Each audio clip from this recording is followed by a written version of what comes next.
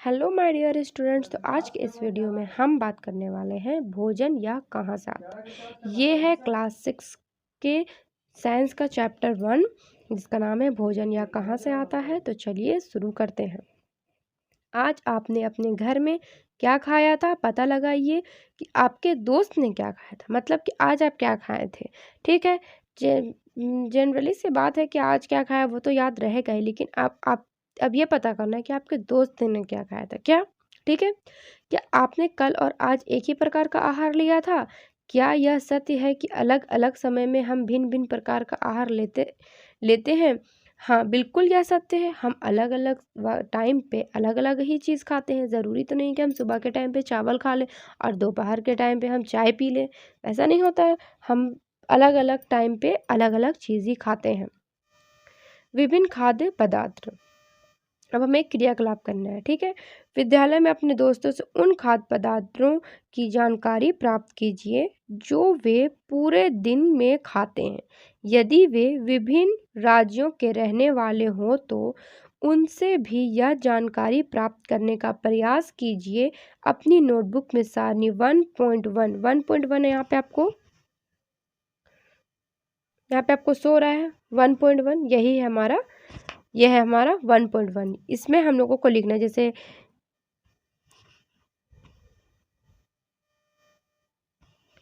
जैसे कि हमें यहाँ पे लिखना है फर्स्ट में कि विद्यार्थी और दोस्तों के नाम। ठीक है, और वो पूरे दिन क्या खाएं। ठीक है, सबसे पहले यहाँ नाम होगा, जैसे मैं यहाँ पे रमेश लिख देती हूँ। ठीक है, तो आज रमेश ने पूरे दिन क्या खाया, जानना है कि एक सूचीबद्ध बनाना है कि रमेश ने आज पूरे दिन क्या खाया। तो रमेश सुबह उठा का हो सकता है आज वो सुबह सुबह ब्रेड खाया हो। ठीक है, इस तरह से आपको लिखना है। और हो सकता है उसने दोपहर में चावल खाया हो, शाम में उसने कुछ भी नहीं खाया, हो सकता है वो रात में रोटी खाया हो। तो इस तरह से आपको यहाँ पे तीनों कॉलम में अलग अलग अपने दोस्तों के नाम, आपके दोस्त जो भी होंगे उनके नाम और उन्होंने पूरे दिन में क्या खाया है उसे आप लोगों को यहाँ पे फिल करना है। ये आपको खुद से करना है। ठीक है, क्योंकि ये क्रियाकलाप है, क्रियाकलाप खुद से करने का होता है। विभिन्न खाद्य पदार्थ, तो यहाँ पे आपको क्या क्या दिखाई दे रहा है। यहाँ पे है आपका इडली सांभर। ठीक है, उसके बाद यहाँ पे आपको कुछ सूप टाइप से दिखाई दे रहा है। ठीक है, उसके बाद आपका यहाँ पे मछली, यानी कि ये तीनों एक है नहीं, ये अलग है, ये अलग है और ये अलग है, तीनों अलग अलग है। अब हम आगे बढ़ते हैं। अपने भोजन में हम अनेक प्रकार की चीज़ें खाते हैं। खाने की ये सभी चीज़ें किससे बनी हैं? मतलब हम लोग रोज़ाना क्या होता है अलग अलग चीज़ खाते हैं, लेकिन ये बनती कैसी है? जाहिर सी बात है ना, हमें खाने के लिए मिल गया, सपोज हमें खाने के लिए चावल मिल गया, तो ये चावल बना कैसे? ये भी तो एक क्वेश्चन है ना। अगर हमें नहीं पता है तो हमें नहीं पता कि ये चावल कैसे बना है। तो चलिए इसे जानते हैं। पके चावल के बारे में सोचो। हम कच्चा चावल लेते हैं, उसे पानी में उबालते हैं। इसे तैयार करने में हमें दो पदार्थों या संघटकों की आवश्यकता होती है। मतलब कि हमें चावल बनाने के लिए दो चीज़ों की ज़रूरत होती है। सबसे पहले हम लेते हैं यहाँ पे क्या, पानी। पानी ले लिए, पानी में हम कच्चा चावल मिलाते हैं, कच्चा चावल। ठीक है, जब हम पानी और कच्चे चावल को मिलाते हैं तो हमें क्या मिलता है, पके चावल। ठीक है, और ये दो पदार्थों या संगठनों की आवश्यकता होती है किसी एक चीज़ को बनाने के लिए। ये तो नॉर्मल सी बात है। ठीक है, किसी भी चीज़ को हम बना रहे हैं तो उसे बनाने के लिए हमें किसी भी दो चीज़ की ज़रूरत होगी। किसी भी एक चीज़ से हम कोई दो चीज़ तो नहीं बना सकते हैं। दूसरी ओर कुछ भोजन तैयार करने में हमें कई संघटकों की आवश्यकता होती है। यदि हम सब्जी बनाना चाहते हैं तो हमें अलग अलग कई प्रकार की कच्ची सब्जियां, नमक, मसाला, तेल आदि की आवश्यकता होती है। मतलब हमें चावल बनाने के लिए तो सिर्फ दो सामग्री की चाहिए, लेकिन अगर हम कुछ अलग बनाना चाहते हैं, कुछ हटके बनाना चाहते हैं, तो हम क्या बनाना चाहते हैं उसके हिसाब से हमें सामग्री लेनी होगी। ठीक है। अब हम करेंगे क्रियाकलाप 2।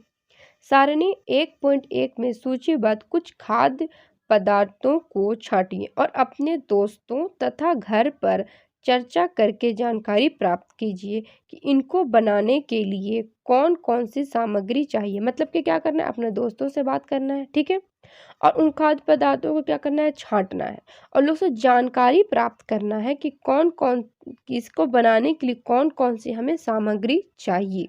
ठीक है, इनको सारणी 1.2 में सूचीबद्ध कीजिए। वस्तु का नाम और उसमें प्रयुक्त कच्ची सामग्री के कुछ उदाहरण सारणी 1.2 में दिए गए हैं। जैसे आप देख सकते हैं यहाँ पे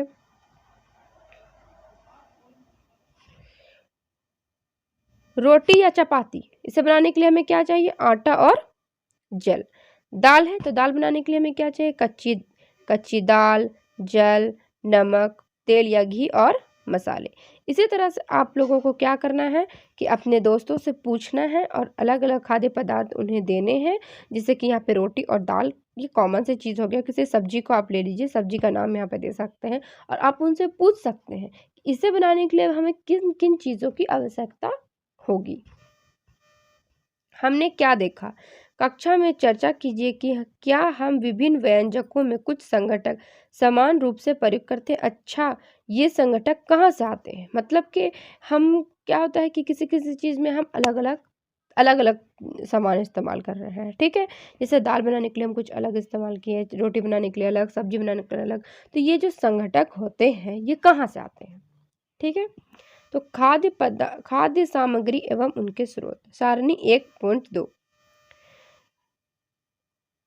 में सूचीबद्ध कुछ कच्ची सामग्री जैसे फल और सब्जी के स्रोत का अनुमान लगाना हमारे लिए बहुत आसान हो सकता है।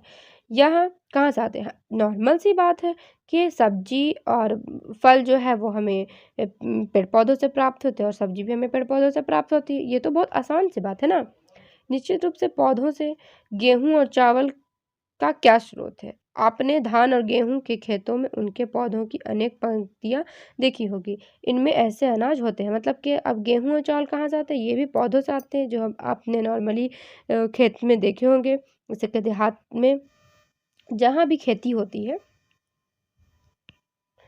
क्रियाकलाप 3, आइए हम पूर्व सूचीबद्ध खाद्य पदार्थों एवं उनके संगठनों के स्रोत जानने का प्रयास करें। कुछ उदाहरण सारणी 1.3 में दिए गए हैं। कुछ और उदाहरण इस सूची में जोड़िए।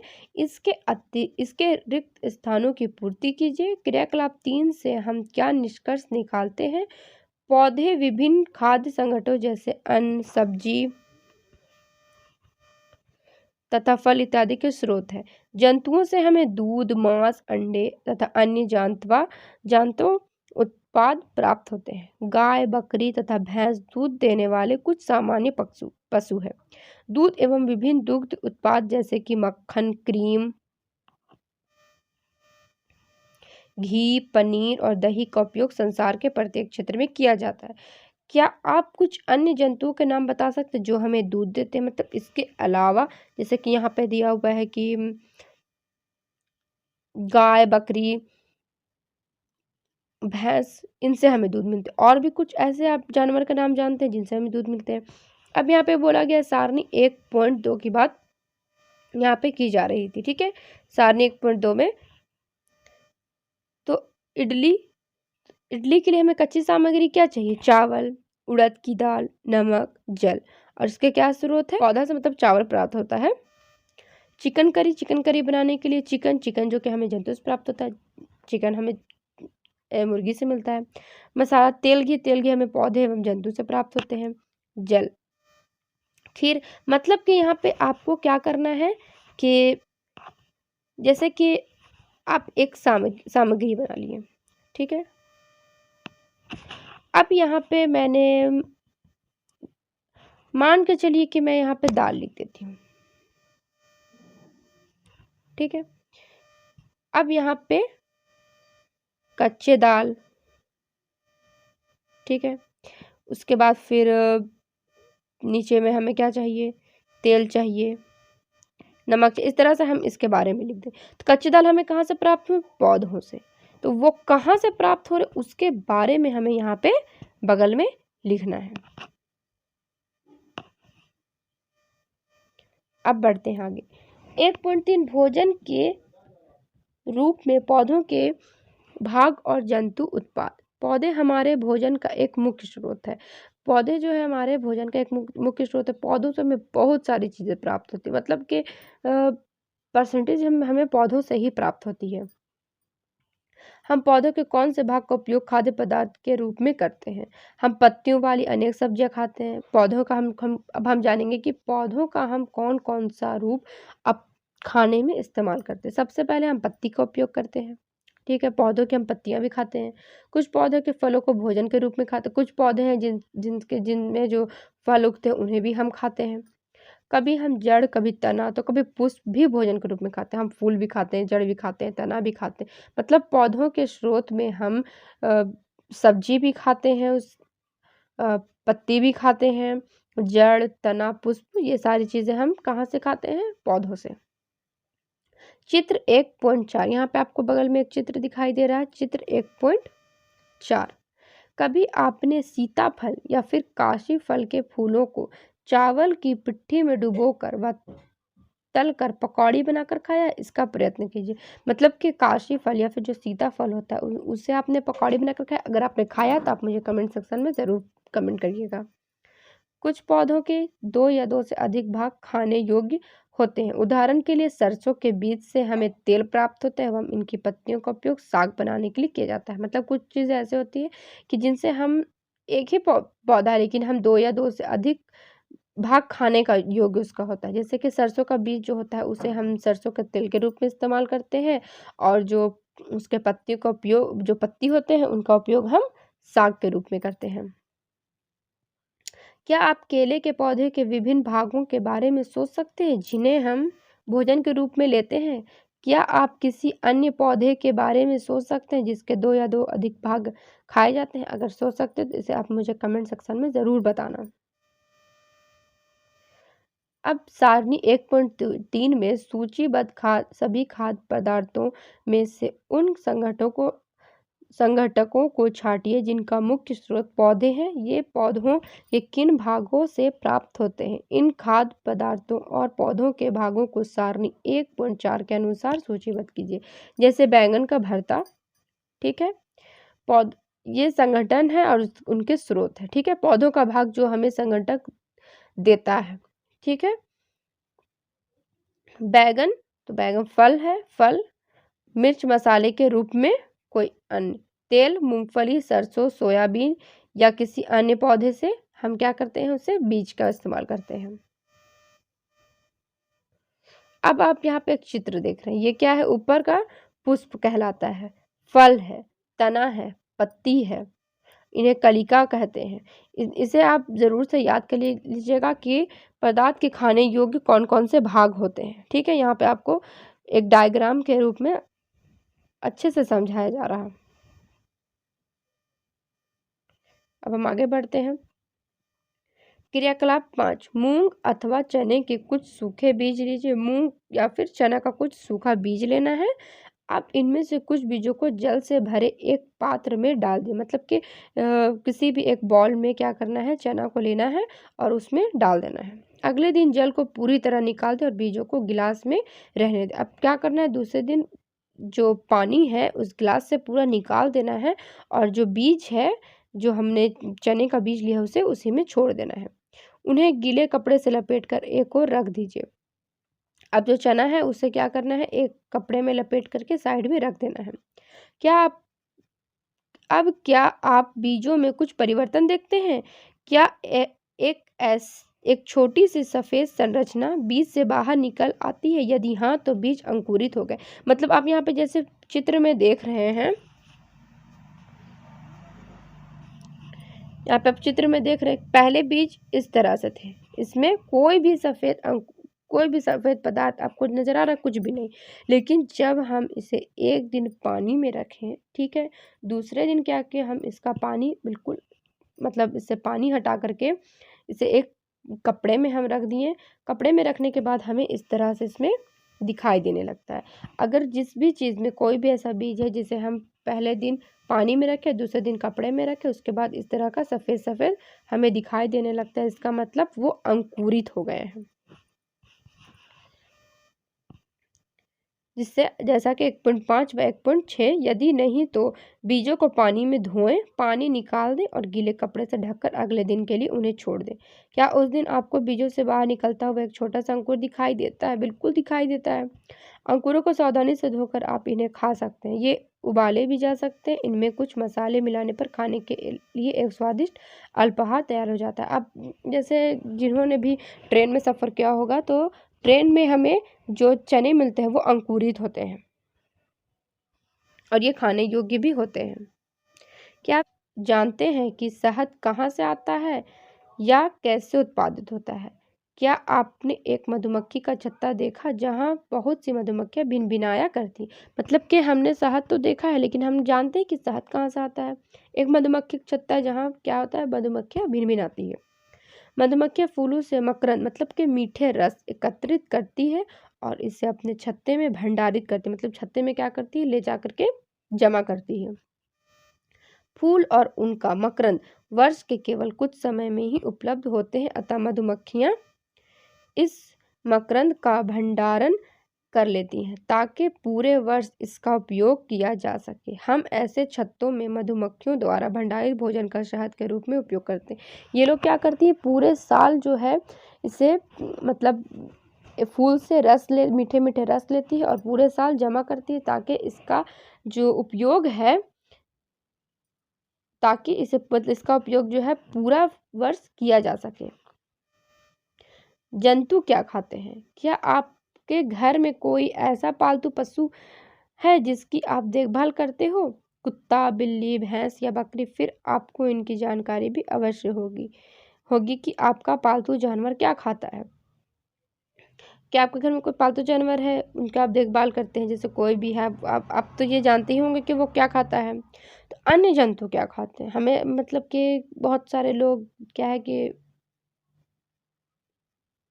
डॉग है किन्हीं किन्हीं के घर में, तो उन्हें पता है कि डॉग को हड्डी पसंद है, लेकिन और भी जो जंतु वो क्या खाते हैं? क्या आपने कभी गिलहरी, कबूतर, छिपकली या छोटे कीड़े मकोड़ों को खाना खाते देखा है? देखा है तो मुझे कमेंट सेक्शन में ज़रूर बताएं।